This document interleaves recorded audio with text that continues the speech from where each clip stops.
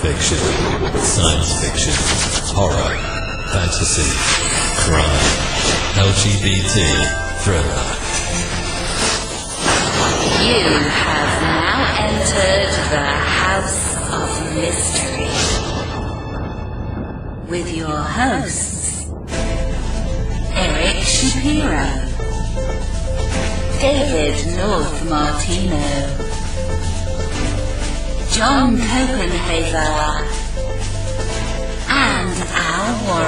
Heard on KCAA 106.5 FM Los Angeles, 102.3 FM Riverside, and 105.0 AM Palm Springs. Welcome back into the House of Mystery. I'm Al Warren, Mr. Dave Martino. Yes, yes. No. No. How you doing, Al? I'm doing okay. Busy week Yes. with all these murderers and stuff. Yes. You know, but that's okay. Somebody's got to do it. That's right. So now we are picking up where we left off yesterday, and today we are going to be talking about who killed Melissa Witt. And we're going to be talking with the author of two different books, LaDonna Humphrey. So thank you for coming on the show. Yes, thank you for having me. Well, LaDonna, let's talk about you. How did you find yourself doing what you do, like getting into this writing and podcasting and following up on a murder case like this? Where did it start? You know, it started back when I was really young. As a young child, I was at a bowling alley with my sister, and a man attempted to abduct my sister and I.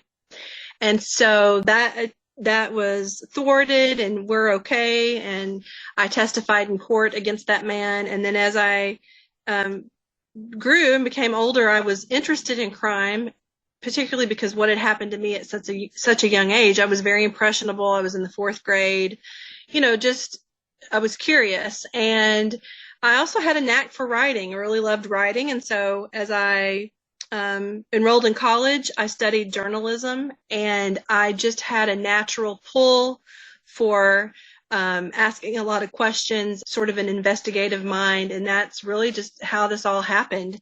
And then when the Melissa Witt case came to be in Arkansas in 1994, and she was abducted from a bowling alley, that really hit a chord with me because of my, attempted abduction at a bowling alley. I guess, as you can say, the rest is history. How do you separate your own history with the bowling alley and the attempted abduction with when you're getting into the story of something like Melissa Witt, like when there's, obviously there's going to be similarities and stuff. How do you keep that to not affect your writing or research? For years, I didn't really address what had happened to me. It was the late 80s, and we didn't know a lot about childhood trauma then, not like we do now. And when that started to surface for me many years later as an adult, I realized that there was a lot of trauma that I had. And so I dealt with that, to be quite honest, through therapy, jumping in and kind of facing it head on. And so a lot of that's really been dealt with for me personally. And my experience was, different than Melissa's. Obviously I'm alive and well. And so I just keep it separated by addressing what's traumatic for me, which a lot of that's already been done, and then just focusing on what I can do and to be a voice for her because she no longer has a voice of her own.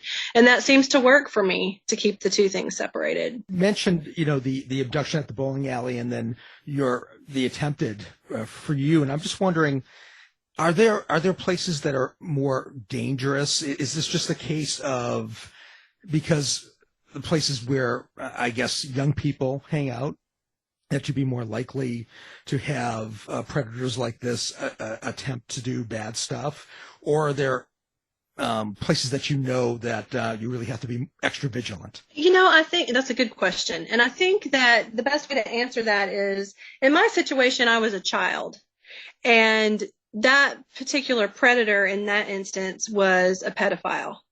And they tend to navigate towards places where children congregate. And that's going to be a highly populated places like a bowling alley or a sports field or, those kind of things. So I think in those situations, I think parents, that needs to be a cautionary tale for parents. If you look at just statistically where those type of people are going to hang out to try to snag a child or try to lure a child. And I think in Melissa's instance, she was 19. I think that it's a little bit different. I think, we're not looking at a pedophile in that situation. And I think that, really all of us just need to be more aware of our surroundings and the people that we associate with and the places that we go, because crime can happen anywhere for an adult. I don't think there's any one place that's more significant than another for an adult. I think it's a little bit different when it comes to a child's case. So how is it that you found this particular case? Did you see it on the news? I mean, you said you did, but how is it that you found it to actually go and look into it? So I remember hearing about the case. I was standing in my parents' living room. I would have been 21 at the time. Melissa was 19. So I did hear about it on the news. And I was in shock about it. She was a college student. How does something like that happen? And so I did always follow the case to some degree. But then I went on as an adult and I did volunteer work with other nonprofits. I did volunteer work for another agency in our state that offers services to missing children and their families. And through that work, I discovered that there was a real discrepancy in services for families that have missing adults. So with all that said, some time went by. I got a group of people together and we founded our own agency called Let's Bring Them Home. And for almost 2 decades, we worked with families that had missing adults and did everything that we could to help navigate that horrible, horrible loss for them and try to get justice or at least resources. And then when it was time for that agency to wind down, we saw the rise of NamUs, which is a government database that could do what we were doing much better. It tracks missing and unidentified, remains, missing people, all of those things. And so our services weren't needed, and our board of directors decided that we were no longer going to be an agency, and we wanted to finish our work really strong, and we decided to do a documentary. And I really thought we were going to work on a documentary about the plight of missing adults in the state of Arkansas, but my board kept coming back to the Melissa Witt case. And I'm going to tell you something that's ironic is that I fought that bitterly. I was passionately against it. I kept saying she's not missing. Her body was recovered. It's just an unsolved murder. This is not a missing persons case. They outvoted me and sent me to the police department in Fort Smith to talk to detectives about Melissa's case because they were really interested in that case. And just something happened in that moment when I talked with investigators and saw their passion. That's when some of my own stuff started to bubble up, from my past about what had happened at a bowling alley for me. And I decided to dive in deeper. And I think that's where the irony is in this, because I went from one extreme to the other, not wanting to take the case. But then when I learned about the details and knew that it's a solvable case, that she just needed a champion to advocate to keep her case alive, I just really dove in, and that's how I got involved. I've been doing this for 8 years now. So how were the police to interact with, not only at the beginning, but throughout when you're trying to investigate or get to the bottom of a case like this, and you're out talking to people and you're kind of in society doing things and online? How are the police towards you, or are they kind of put out? Or are they okay with it? Like, how does that interaction work? I think every agency is different. So in this particular case, Fort Smith Police Department, they really embraced the thought of a civilian getting involved to champion the case. Maybe not in the beginning at an investigative level, but just as on an awareness level. And they liked the idea of the documentary. And so as they got to know me, and as I launched a Facebook page and started to, give, media interviews and do the things that I was doing to keep Melissa's case alive, and I was asking questions and people were coming and talking to me, I actually uncovered some important information for police and gave it to them and said, hey, I can't talk about what that is now, but, some things in the case. And that made them, I think, see some value, and it built some trust. And so that was where we kind of started our partnership. And I have a really great partnership with retired detectives and the current detective on Melissa's case. And so, I know I said this before. I think it's different in every situation, because I have other police departments and other cases that aren't willing to work with me as closely. So I think it just depends. But in this particular case, they saw the value and they have embraced it. And we've worked very well together to make tremendous strides in Melissa's case. Do you think cases like this are really kind of showing that the police do need more resources in murders and crimes, and that there's a lot of unsolved, I guess, mysteries, if for a better word, but there's a lot of unsolved crimes out there that should be solved, and maybe it's the resources? Oh, absolutely. I mean, there's only about 62% of cases, murder cases, that are solved. And, speed is of the essence when you're looking at solving a case. If you can't get it solved or get some pretty good leads and evidence in the first 72 hours, you're going to have some serious problems down the road. And, to be able to have the kind of time that you need to invest in those first 72 hours does take resources and manpower. And most departments don't have that, because crime is always happening. All kinds of crime is always happening. And it is a problem. It's become a huge problem all the way across the United States. There's all kinds of issues that you can get into. And I think most departments, the guys and gals that are, in blue, they want to solve these cases. But with that lack of funding and manpower, sometimes it's almost impossible to do it, because they just have more and more and more cases that are on their desk every single day. So let's do a rundown of the basic parts of this case. So what exactly happened to Melissa Witt, and what do we know? December 1st, 1994 started out as a pretty normal day. She woke up, was getting ready for school, asked her mom to borrow a small amount of money until she got paid the next day. Her mother said no. They argued briefly and then went about their day. The mom, Mary Ann Witt, felt pretty guilty about the argument, left her a note that morning before she went to work and said, "Hey, I'm sorry that we argued. Come see me tonight at the bowling alley. I'll buy you a hamburger. Love you, Mom." Melissa went about her day. She went to school, went to lunch with a friend, and then went on to her job. She worked until 5 o'clock, got off work. Her car wouldn't start. It was a brand new car. Of course, that's pretty, suspicious in any case that you look at. If there's a crime that's committed or somebody goes missing, you look at the events that happened. And so that was looked at pretty closely. But as it turned out, Melissa had just left a light on in her car, like the dome light. And so it didn't start. She got it started, went home, changed clothes, and went to the bowling alley. She never made it inside the bowling alley. She was attacked in the parking lot and just didn't come home that night.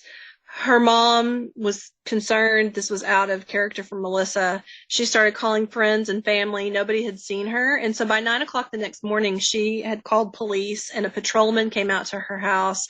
And this is where the case initially goes sideways. He takes the report. It's the early 90s. We don't really have any kind of cases like that in Fort Smith, Arkansas, of somebody going missing. And he asked Marianne, "Did you have an argument? Was there some kind of fight?" And when Marianne told him that they had argued that morning, at that point, the patrolman pretty much dismissed this as a runaway case or somebody who was mad and took off. He took the report. It goes on his desk, and Melissa's friends and family knew something was wrong, so they did a massive search. They were printing flyers. They were doing everything they could do to find Melissa. And that's how the Major Crimes Unit in Fort Smith found out about this case. They saw it on the news. It hadn't even made it to their desk because of the patrolman's decision that this was just somebody who left home and was mad. And so she goes missing on a Thursday. By Sunday, the Major Crimes Unit gets wind of this case. They get boots on the ground and they find her car immediately. It was still in the bowling alley parking lot. They found a crushed hair clip. They found blood spots. And so a massive search, happens for Melissa for weeks until 6 weeks later, on January 13th, a call comes in from the Franklin County Sheriff's Department. A body had been found in the Ozark National Forest an hour away from the crime scene. And it was the body of a nude white female. And dental records then proved that that was the body of Melissa Witt. With that happening, what did the police do as a follow-up? Did they find any witnesses to her outside of the bowling alley, or anybody making noise, or her fighting or struggling with anybody, or did she have any bad friends or people that she associated with that they knew were kind of not the best people, or where did it go? So the police immediately follow up. They put out pleas for information on the news, and that's when the first red herring of the case happens. Somebody comes forward and says that they saw someone that looked like Melissa Witt arguing with an African-American male in the parking lot. So, police went down that road. Tons of tips came in. It turns out it was just another couple. It was not related to Melissa. But that sort of sparked then these calls coming in that Melissa had been abducted because she owed a drug debt. All kinds of crazy rumors started. And the truth is that Melissa was just a normal 19-year-old teenager, good kid, was in church every time the doors were open, never had a true enemy in her life. There were no drug connections. But those two particular avenues of the case wasted a lot of time, a lot of resources, but it obviously had to be looked at. And really, we don't know what happened to Melissa. I mean, there was never really anybody that definitively could say, hey, I saw her in the parking lot that day. That's made the investigation difficult over the past almost 3 decades. But the strides that we've made in the case have led us to the point where we're at today. And we do believe that Melissa was abducted and murdered by somebody that she knew, that met her in the parking lot that evening and argued with her. And so we're still looking and hoping for some witnesses and DNA testing and all kinds of things in her case. But that's really the bones of it. I mean, it's a completely solvable case. It's just been really overwhelming. Do they have DNA from on the victim, on Melissa, from the assailant? They have some DNA that is degraded that they could test, that's still left from fingernail clippings. And at this point, if we test anything else, that'll be the last shot that we have, because there won't be anything left after that to be able to test.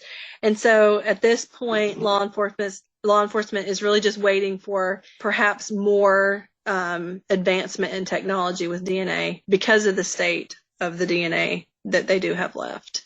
So that's really unfortunate in this case. But that's really where the DNA situation is at this time. Who were the suspects, or did they have any? They interviewed almost 300 people. A lot of them were sex offenders. The main suspects were a man named Charles Ray Vines, who was an active serial killer in the Fort Smith area. His victims were primarily elderly women that he would beat and murder, and then he was into necrophilia.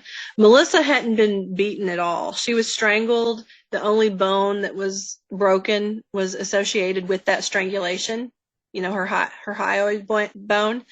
And so there was nothing that indicated that Vines was connected to that murder, including his MO. Another main suspect was, and technically still is, Larry Swearingen. He's from Conroe, Texas. He was arrested 4 years later in the murder of another girl who was also named Melissa, 19 years old, abducted from a parking lot at a community college. And she was also found an hour away in a national forest, and she also had been strangled. And her abduction and murder was 4 years, almost to the day of Melissa Witt's. And so police really looked at him because he had been in Arkansas in the area just a couple of days before Melissa Witt went missing. And, we've all spent years on that lead as well, and there's just still no definitive proof that Swearingen was actually in Fort Smith. The closest that we can place him is 2 hours away. And then another suspect in the case, his name is Travis Crouch. He was living in the area In fact, he lived on site at a church camp growing up with his family that was about a mile away from where Melissa's body was found. And he was looked at pretty closely because several years after Melissa's murder, he was arrested for kidnapping and raping a girl and taking her to a remote mountaintop, really similar to, Melissa being found on this remote mountaintop in the Ozark National Forest. And that girl escaped with her life. And so he's been looked at pretty closely too. Again, cannot connect him to Melissa's murder. It's just been maddening. And then there's another person that's looked at who has not been named publicly. He knew Melissa. He knew her pretty well. And he has a history of violent crime himself. And so he's being looked at too. But those are the main players that law enforcement have looked at in this particular murder. Have you yourself had a chance to talk to any of those suspects? I have. So I corresponded with Charles Ray Vines while he was still alive and in prison. Lots of letters back and forth. He denied any involvement in the case. He says he had no reason to lie about that because he was already in prison for life and he, confessed to all of his crimes. So, for what that's worth, that was my correspondence with him. I've corresponded with Travis Crouch, who, adamantly denies that he had anything to do with Melissa's murder. Again, he also says that he's innocent for the crime that he's currently incarcerated for. So you have to take that for what it's worth.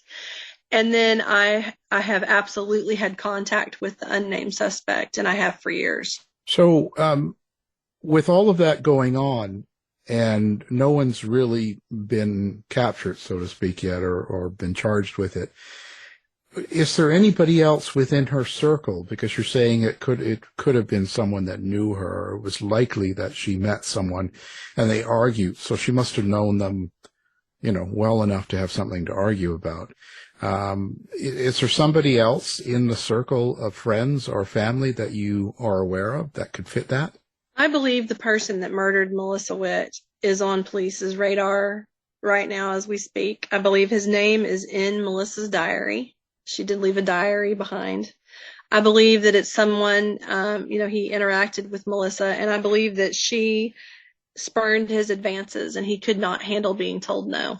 And I think he lashed out at her in anger, and then it was a series of events after that happened. But I absolutely believe that we're hot on the trail of who killed her. And I believe that his name, like I said earlier, is absolutely in her diary and that he is absolutely on police's radar. How old would he be now? He would be in his late 40s, early 50s. Yeah, it's been a while. When you're doing all of this investigating, and you've spent 7 years and written 2 books and done lots of media, how does this affect you at the end of the day? How are you feeling going through all this work? Oh, that is not an easy answer for me because, one, nobody ever asked me that, so I'm kind of taken aback. It's a good question. It's overwhelming. Some days it's really difficult. It's emotional work. I have 7 kids. 5 of them are daughters.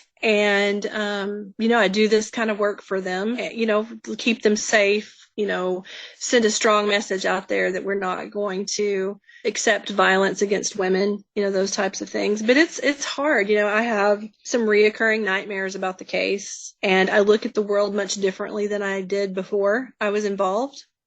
An example of that is just the sheer number of sex offenders that were looked at and that were living in the area and had to be questioned because of Melissa's murder. You just don't know what's going on in your own backyard. Most people don't. I think they would be mortified to know how many people are just kind of lurking around with some pretty deep, dark secrets. And that's been a heavy burden to carry. And it's changed my life in a lot of ways in terms of safety issues, going places where people know who I am now, being approached about the case, in a grocery store setting when I'm with my children, those kind of things it's been difficult. It's something that I've had to adjust to and then kind of reframe how I live my life just to keep myself and my family safe. Yeah, you have to be careful. I know. I'm there. Yeah. You just be surprised at what kind of people will approach you. And especially on sensitive cases like this, you just don't know. And that leads me to how do you kind of weed out the crazies, so to speak, or how do you sort of make sure that when you're getting people telling you things or sending you emails and information, what's your sort of pattern or system of trying to confirm things without getting drawn into something that could be bad? So there's a couple of different things that I do. You know, there's hundreds of people that contact me every year in this case and in other cases, but specifically with the Witt case, you know, there's a lot of information that the public doesn't know that I'm privy to. And so that helps weed out what information is true. You know, I take every tip that comes to me or through my tip line or through website seriously. I document it and I turn it over to police immediately. And, you know, that absolves me of hanging on to anything that I shouldn't because I am not law enforcement, right? And I make sure that that's turned over. But there's a lot of things that I go ahead and turn over that we already know is not of any consequence. That, you know, it needs to be documented, but we know that it's not pertinent to the case just based on other investigative work that's been done that's in the case file. So there's that. But then I think the scary part is the information that comes in about other crimes or other situations that comes to me.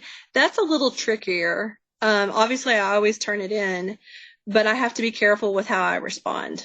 You know, I used to be of the mindset that I could protect myself and people wouldn't know who I am because, you know, I was kind of working behind the scenes.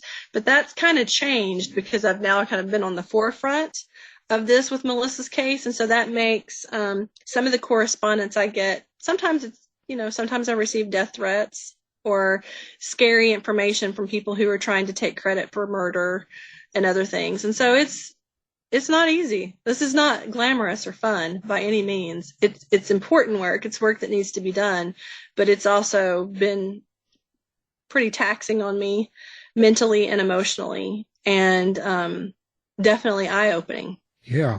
You get to see people more for who they are that you don't experience necessarily when you're not in that kind of business, so to speak.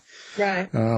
What is it when someone picks up the book or both books themselves and they read it and stuff, what is it you hope they get out of the books? Like, is there some meaning or something in particular that you're hoping for with readers?